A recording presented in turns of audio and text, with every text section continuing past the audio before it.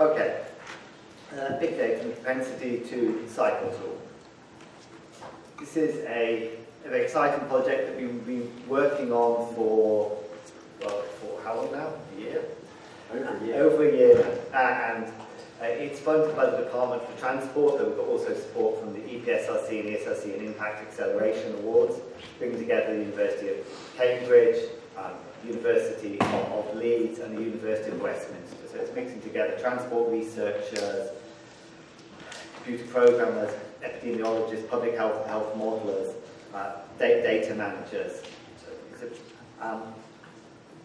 And Shane Snow commissioned the project from the Department for Transport. He said that the PCT is a brilliant example of using big data to better plan infrastructure investment. It allows us to have more confidence that new schemes are built in places and along travel corridors where there is high latent demand. So it's a really practical project. We're doing a lot of interesting academic stuff, but we're actually trying to tackle practical problems and produce something that is useful on the ground for transport policy makers, practice makers, decision at the local level, thinking about where to invest in cycling infrastructure. What we're trying to do is to produce a new dynamic national policy tool. Ability, this is taken from the original commissioning brief, to present data at the local authority level on the likelihood of people across England to travel by bike. Available to local authorities to identify which areas in their locality have the greatest potential. And the findings of the research are considered and used to make the case for more cycling. And the tool has been supported also by a lot of complementary research in terms of systematic reviews, other kinds of data analysis. And these come together to make it the kind of, to give it the kind of the rich nature that it has. And what we're initially commuting in the first version is to help answer the question, where do we need to build routes if we want to achieve a certain percentage, either kind of government target or much higher, more ambitious targets of trips by bicycle. Our data analysis highlights the potential, particularly among women and older people who are underrepresented in current cyclists. And the tool, it can transform cycle planning by providing an evidence base about prioritisation, because at the moment it's not evidence-based, it's ad hoc, it's based on individual kind of interests and demands, it's often based on where the path of least resistance may be. There's less resistance to putting a cycle track on these kind of routes here, so that's where we'll build it. But if it's not where it meets the needs of potential users and potential users, then it's not going to help areas achieve the kind of potential that they can.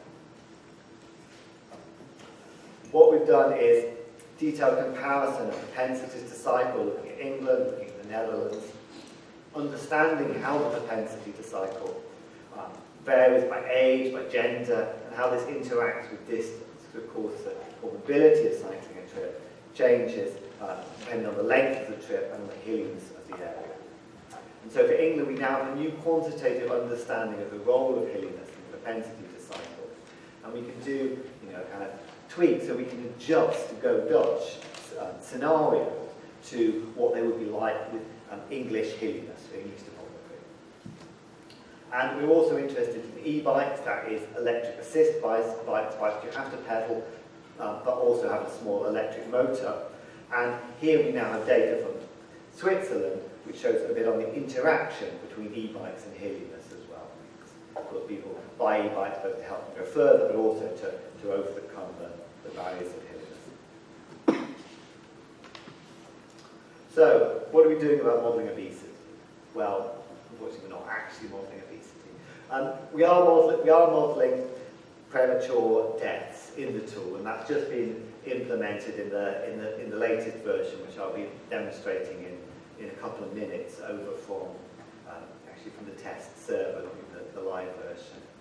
And we use something what I would say based on the World Health Organization HEAT tool, Health Economic Appraisal of Transport. We do a sort of HEAT plus, I would call it. You have the relative risk of premature death related to the time spent in physical activity, in this case in cycling. We've added in new values for e-bikes, allowing that they are physically active transport, but not as intensive as travelling by traditional bicycles, and of course the mortality rate for the population needs to be adjusted depending on the age and gender mix of who is cycling in a specific scenario.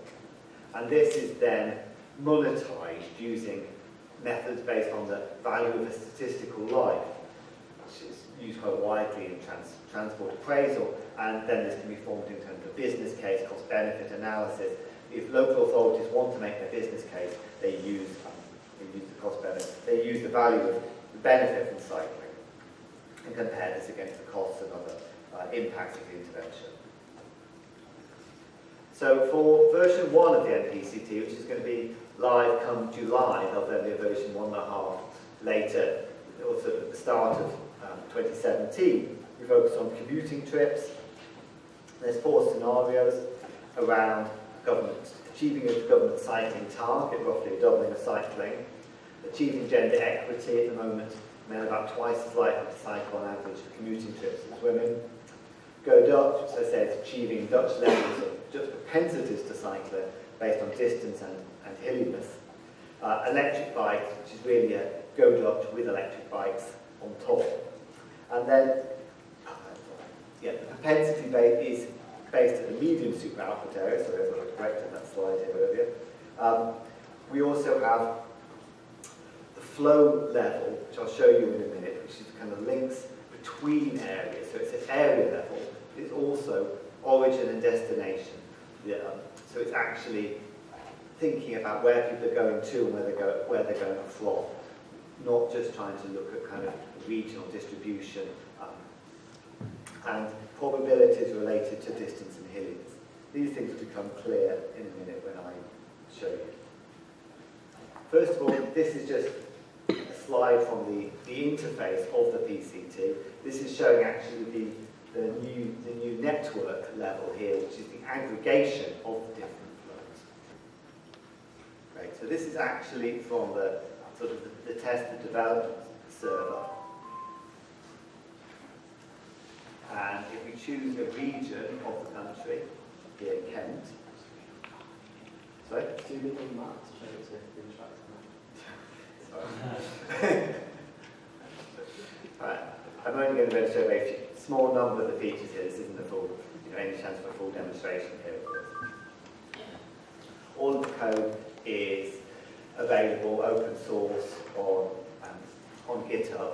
And here what we're seeing is area levels of cycling from the census 2011 with colour highlighting depending on the level of cycling within the area, and the dots in the middle are the population weighted centre of each medium super output area.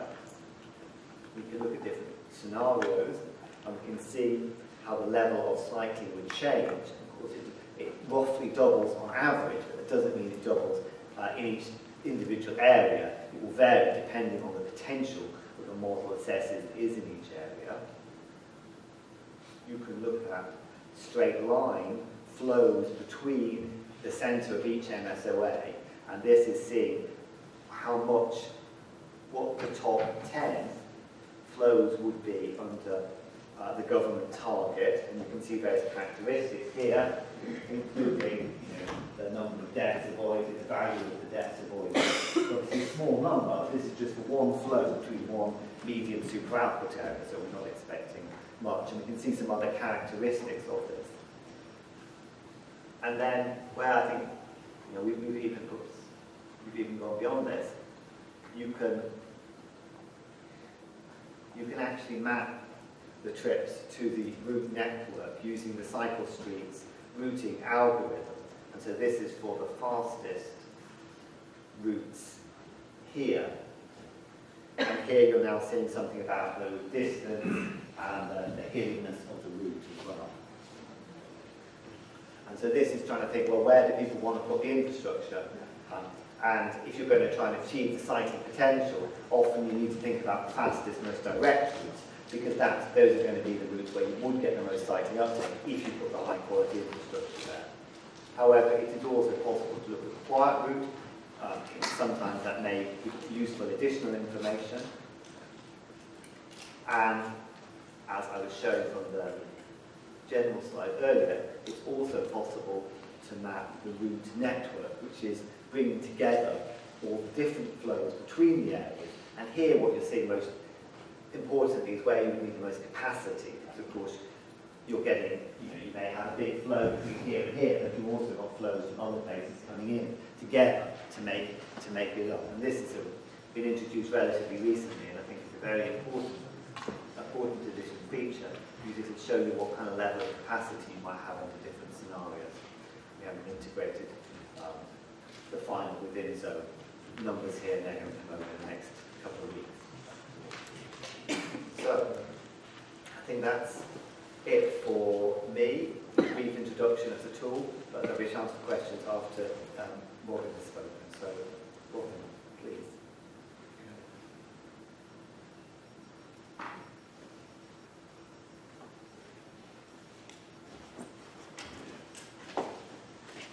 Okay, hi. So I'm Robin. I'm also involved in the Obesity network. As Pablo mentioned, I'm based at the CDRC, which is a consumer data research centre, and it's always been setting out to be at the forefront of big data research in the UK. So this is a great place to be doing this research, and it's been a really great first project to get stuck in with consumer data. But quite interestingly, it's not just using kind of what is traditionally seen as big data. We're actually extracting a hell of a lot more value out of existing, what some people would see as official data sets, and showing it in new ways that adds huge amounts of value to it. So I'm talking more about the technology behind this. I think everyone can begin from the premise that in order to tackle obesity, we need more active travel.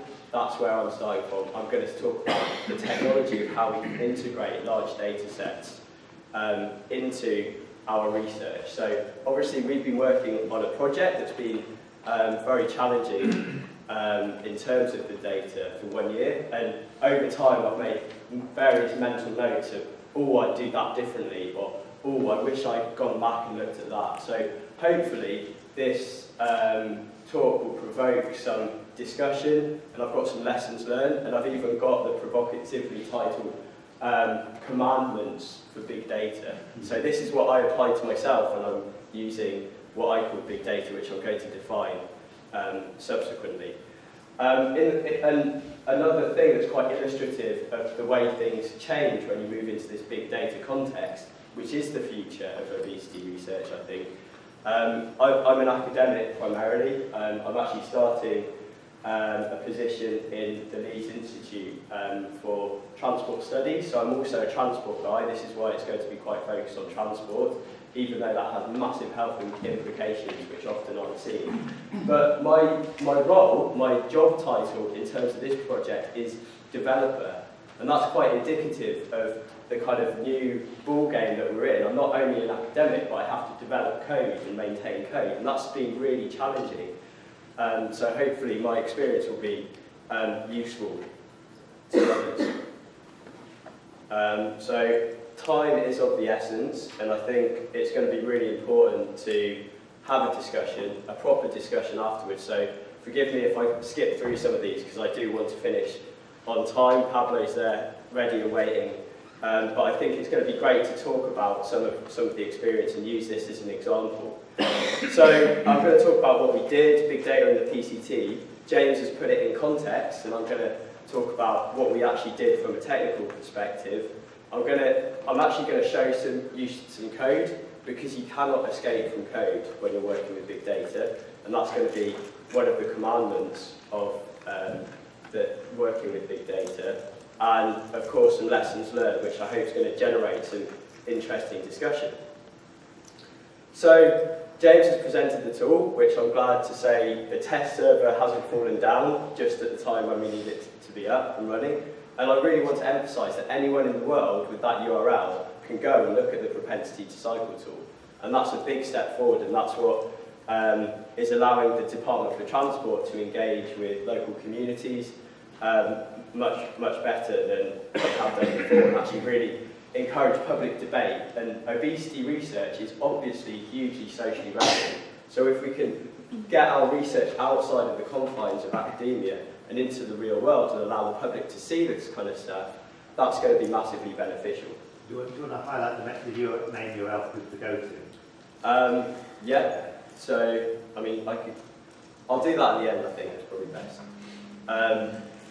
So it is a big data project. So as James showed in the map, we had about 50 regions, and that regional geography itself has changed over time. We used lower super output areas, which were way too small, and then we used combined unitary authorities, and then we looked at using CSAGs, which are kind of combined health authorities. Then we looked at using LEPs, but each of these regions takes over an hour to build when we're running the model. So it is a big data project. We're using APIs, which are online interfaces for computers to talk to each other, and we're having thousands and thousands of calls to these things, which is an additional layer of complexity, dozens of file formats, and we're trying to bring all of these different files and sources of information together into a single place. And that is a big challenge. And I've been involved in projects where the main way of collaboration is through email. There's no way in hell that you can coordinate this kind of activity through a long email thread. And I think even Dropbox would struggle to do some of this stuff. So that links to how you kind of organise your work. So we started with this massive data, which looks a little bit like a haystack. The project might vary, but big data often looks something like this. You just got a massive data and you can't see, and it doesn't tell a story, it doesn't give you policy relevant results. Over time, we simplified it, so that process of simplification and boiling it down is hugely important. As James showed, we've done route allocation. So we haven't actually done this work. We've sent out those lines to a routing API. We had to write a bit of code that would turn that straight line into a line that's allocated to the route network, and that's added value. Every stage that we go has done something useful. And then finally, some guy, I didn't actually write it, a guy at the University of Lancaster wrote a piece of code that takes all of these lines allocated to the road network and adds them up, which is extremely useful if you want to know about the capacity on the road network to be expected. And that's the result. James has already showed it, but I just want to I'm going to skip these slides because you've already seen it. What's great about putting all of this into a model, into a kind of overriding framework, is that we can use this data to model. And big data, often it's just about descriptive analysis and visualization, but you have to be able to get it into a format where you can actually run a model on it if it's going to be policy useful, I think, or it can help it be policy useful. So that's what we've done. We can show how cycling would shift in the future. So that's an example of a road network. And then in the future, you can see that the distribution is quite subtle, but it actually changes from one place to another. So planners can have that insight to look into the future.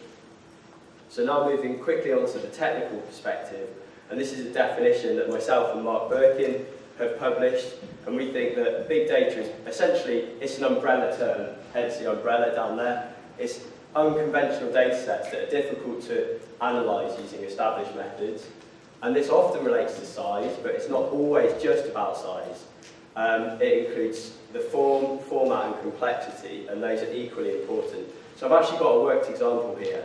This is a big data set, and if I were to move that out that way, it would go on for a long, long way, that particular line of text. Can anyone guess what that is? Just looking at it? It's obviously a text file, it's a plain text. Python dictionary. It's GeoJSON, yeah. It's Ali. Ali's also a developer and he gets credit for providing this code. There you go, Ali. You've got your credit. So this is actually a URL, and then we use this next line of code to go away and take that code from the internet and put it into a text format. Then we transform it into a GeoJSON list, and then we do this funny line of code, which if you don't like R, you'll hate this line because it looks really contrived. But basically, we're getting rid of all of the mess, and we're getting the coordinates out of it. Okay, so what we're going from is this horrible text string that doesn't mean anything to anyone into an interactive visualization. And I know, unfortunately, this map hasn't worked, curse of the live example, so I'm quickly going to try and see if I can get it, because I promise it is online somewhere. So we can actually take it and publish it. So I put this online yesterday just to illustrate how easy it is to get stuff out there now. So it's on my personal sites. If I can remember the name.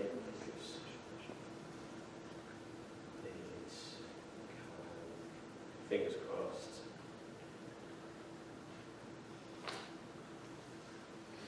So that is what that data is. So this is one story that it tells, and you can see it's actually the train track, the public transport route from Leeds down to Cambridge, and that was produced by the Transport API, which is a new tech startup. And we need to learn to interact with these new organisations. We can't just rely on a single data provider anymore. So that's the point of this worked example and code.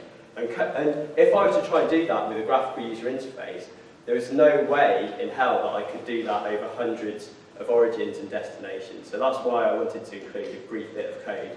And then this final bit of code, you use an iframe to embed it. For some reason it's not working.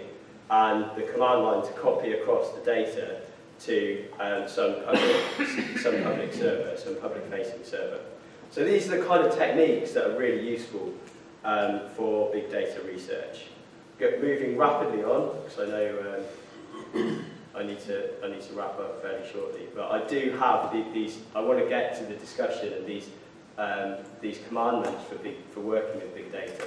So this work has implications for obesity research. So it needs big data. It's a multidisciplinary field, and it's taking data from very diverse sources, and that data is going to look like a mess when it lands in your inbox or in your Dropbox file. It's going to be pretty difficult to analyse. It's obviously highly geographically dependent, and there's been some great work in this room by people in this room looking at that.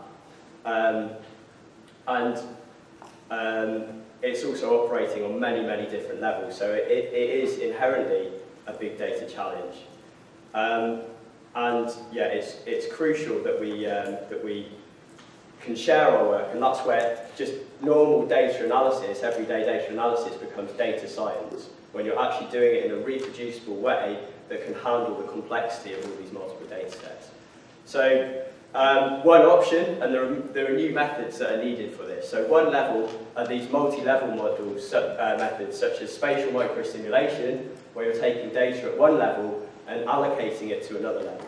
And you can also have agent-based modelling in there. So I think from a modelling perspective, it poses new challenges to obesity researchers. And I've just got a screenshot there. I think we can take lessons for other disciplines where they've tried to use big data. So in economics, there's a famous scandal. Psychology, I'm not going to go into these details because I need to hurry up. But basically, this stuff is creating challenges across the board. And I really wanted to point out that now the academic journals are catching up with this. So Nature has said a condition for publication in Nature is that the code and some of the data must be made available. So you must use a reproducible workflow to use large data. And this is moving me on very quickly. I'm sorry, James and Alvaro, who provided these slides, but I really want to get to the key part of this presentation, which is the lessons learned. So teamwork on big projects, they're inevitably going to be complicated and involve multidisciplinary teams.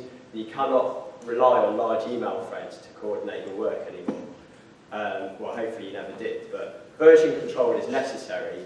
Code sharing and review is going to be important, so you have to learn to read other people's code. Someone can put in code that breaks what's going on, as we've seen, and that has huge potential benefits across the board that I've mentioned already. So we've got new technology for collaborative working. Does anyone know what this is? And not Ali? Okay, this is a symbol that represents the code in a system called GitHub, which is an online code sharing and file sharing system. And they use like quite funny little cartoons to represent doing stuff. So this shows how easy it is now to take someone else's code and fork it onto your own project. So you don't have to start from nothing. You can find out which organisation has gone the furthest in the area your research is interested in, fork their code and take that and build on it. That's how open source works. We don't need to start from scratch anymore. And that's a really important point. And it links to these 5 commandments that I've come up with. I tried to get 10 commandments, but I thought for the sake of not being contrived, it would be better just to have 5 good ones rather than 10 bad ones. So number 1, thou shalt remember the purpose of thy research regardless of the size of thy data set.